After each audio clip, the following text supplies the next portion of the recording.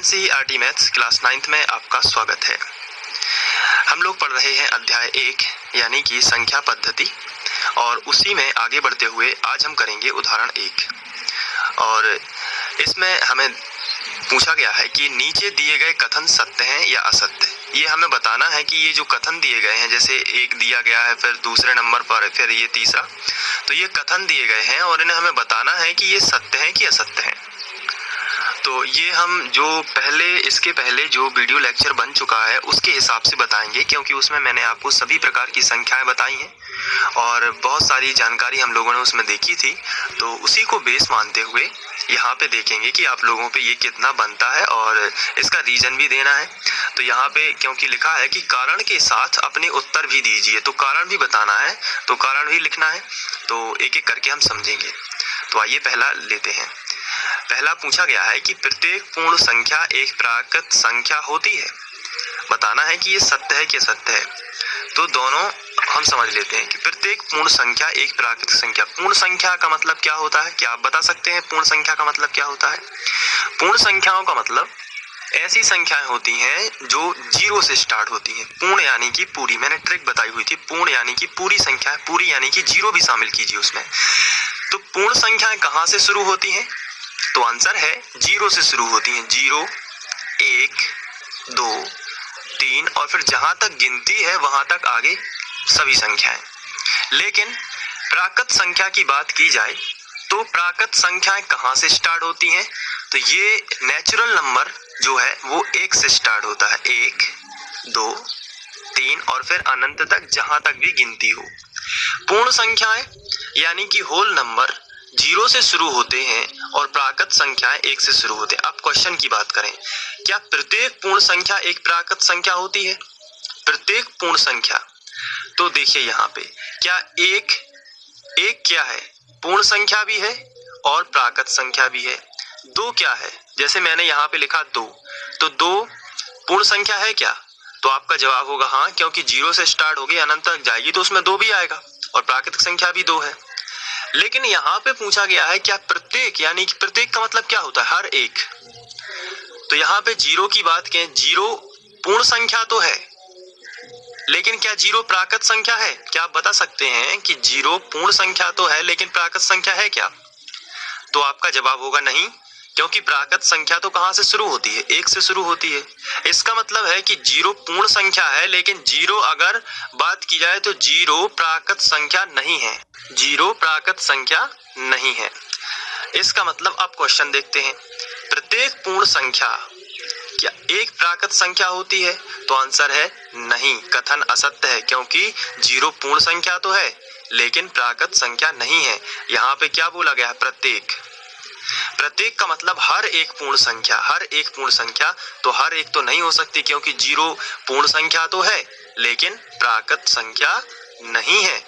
तो हम लिखेंगे यहाँ पे पहले का आंसर, और वो आंसर होगा कथन असत्य है। कथन ठीक नहीं है यानी सत्य नहीं है। कैसा है? असत्य है, क्योंकि 0 एक पूर्ण संख्या है। 0 एक पूर्ण संख्या है परंतु प्राकृत संख्या नहीं है। अब दूसरे की बात करते हैं। तो दूसरा जो हमें इसका कारण भी देना है, तो दूसरा क्वेश्चन आप पढ़ लीजिए क्या है। इसमें दिया गया है कि प्रत्येक पूर्णांक एक परिमेय संख्या होती है। प्रत्येक पूर्णांक क्या एक परिमेय संख्या होती है? तो अब आप ये सोच रहे होंगे कि पूर्णांक का ही पता नहीं है। कुछ बच्चे ऐसे होंगे जिन्हें पता ही नहीं होगा पूर्णांक।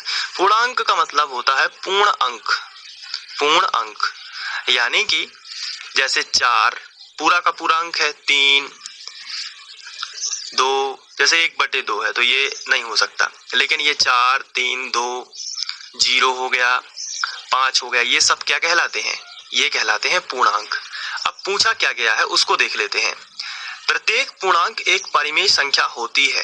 परिमेय का मतलब P/Q के रूप में लिख सकते हैं क्या पूर्णांक को? यानी कि क्या अंश बटे हर के रूप में पूर्णांकों को लिख सकते हैं?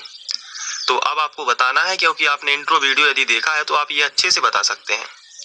तो इसका आंसर क्या होगा पता है आपको? इसका आंसर होगा हाँ, लिख सकते हैं, क्योंकि इन सबके बटे में हम क्या लिख सकते हैं? 1 लिख सकते हैं।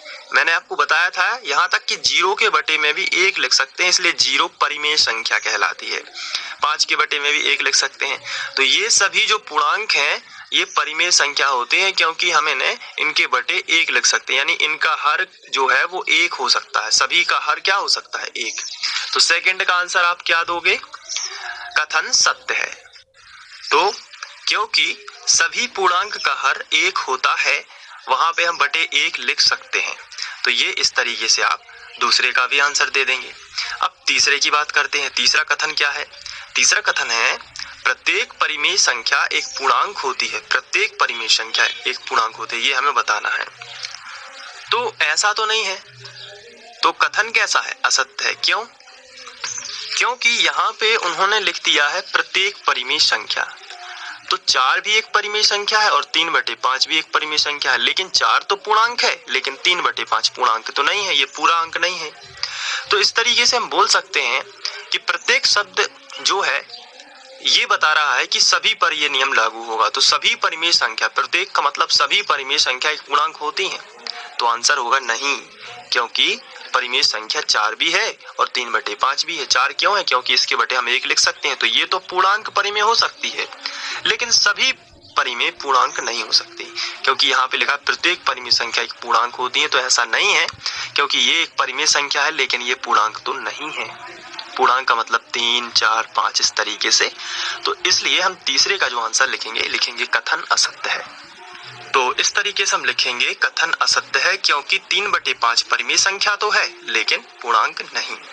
अब ये हो गया उदाहरण 1, और इसी तरीके से आप इसका स्क्रीनशॉट ले लीजिए। मैं चाहूंगा कि आप स्क्रीनशॉट लेके अपने पर्याप्त नोट्स बनाइए, क्योंकि जब आप रिवीजन करेंगे तो ये नोट्स आपके काफी काम में आने वाले हैं। जब इसी को देखकर आप बहुत अच्छे अंक भी ला सकते हैं, तो इसलिए आप स्क्रीनशॉट ले सकते हैं। ये 3 आंसर जो है इसको आप अपनी कॉपी में लिखेंगे। क्विक रिवीजन करने के लिए काफी इंपॉर्टेंट होते हैं नोट्स, और इस तरीके से और साथ में साथ आपको इसकी प्रैक्टिस भी करते जाना है और बनाते जाना है। तो ये देखिए, ये स्क्रीनशॉट है, तो आप ले सकते हैं। और इसके साथ साथ अब बात करेंगे हम लोग उदाहरण 2 की, और उसमें हमें बीच की परिमेय संख्या बतानी होती है। तो उसके लिए हम समझेंगे बड़े अच्छे से, क्योंकि ये इम्पोर्टेंट है, परीक्षा में आया है और आते रहते हैं ये बीच की परिमेय संख्या वाले क्वेश्चन।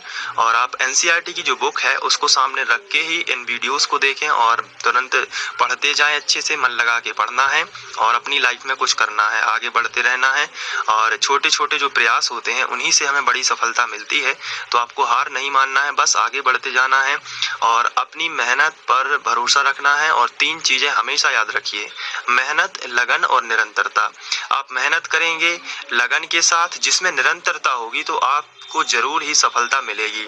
आपको अपने आसपास के वातावरण के माहौल के अनुसार नहीं, आपको अपने अनुसार माहौल बनाना होगा, क्योंकि अगर आपके आसपास का माहौल थोड़ा यदि गंदा है तो आप हो सकते हो कि बिगड़ जाओ। लेकिन आपको अभी से मेहनत करनी है और अच्छा माहौल बनाना है और पढ़ते रहना है, क्योंकि आपका जैसा माइंड सेट होगा आप आगे जाके वैसे ही बनोगे। तो इसी तरीके से मेहनत करते रहिए। मैं आशा करता हूं कि आप अच्छा कुछ करेंगे और इसी तरीके से पढ़ते रहेंगे। जो भी डाउट हो आप मुझे कमेंट करिए, मैं उनका आंसर देने की कोशिश करूंगा, और जो मुझे सही क्वेश्चन लगेगा मैं उस पर बात भी करूंगा। तो थैंक यू।